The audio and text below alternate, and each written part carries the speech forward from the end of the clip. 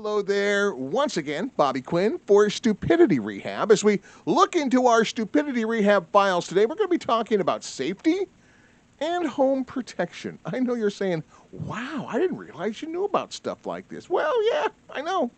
Sometimes I surprise myself. Now, first off, let me mention, I try and be the perfect husband, but I fall short. I'm not the perfect husband yet.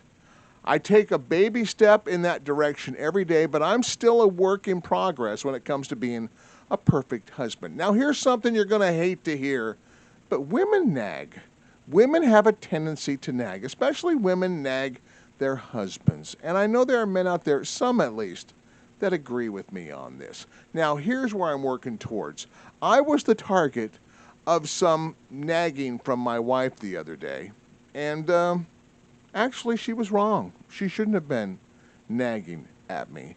She got up the other morning and was upset because she claimed I had left the living room a mess, and I should have picked up before I'd come up to bed. Now, first off, I'll admit there was a few dishes laying about.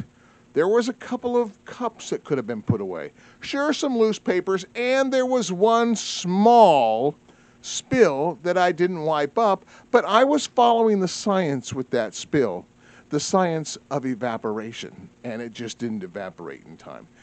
Anyway, that aside, she's on my case about how I didn't pick up before I came to bed.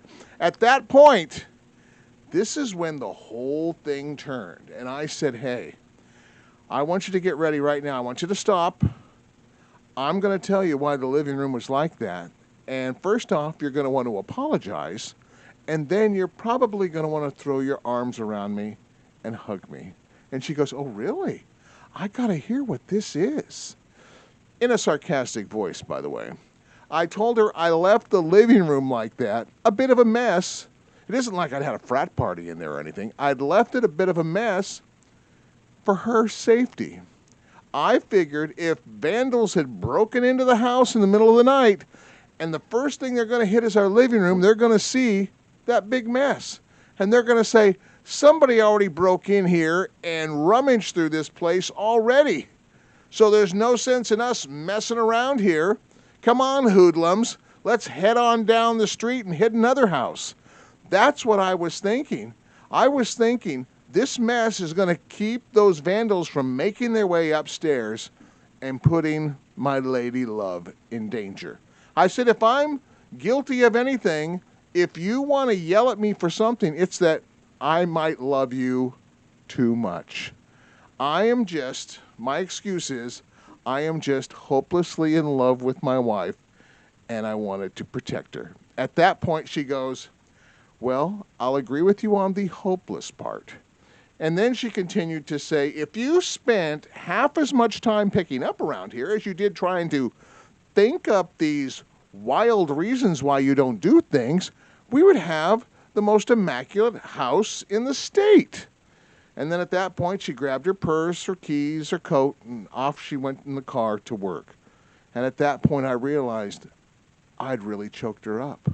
She was probably so choked up with emotion, she didn't want me to see her eyes all teared up and everything when she, when it finally hit her on how much in love I was with her and how I was thinking of her by leaving that mess downstairs. So anyway, I thought it was a little bit beautiful for a minute. And later in the day, my son called up from college, and I retold the story about what had happened with his mother and I and the mess, and what I'd told her about the vandals and trying to keep them from, coming upstairs and possibly, causing problems. And at that point, he laughed and he goes, Dad, you're never going to be able to use that excuse again. And then at that point, I just said, hey, listen, son, I always have the excuse. Hey, what's the emergency? It isn't like we're expecting company. Well, in this world, there are many moments we lack in intelligence. But during those times we lack in intelligence, we can always make up for it with stupidity. And that's why we've got Stupidity Rehab. Hey, this is Bobby Quinn. Take care.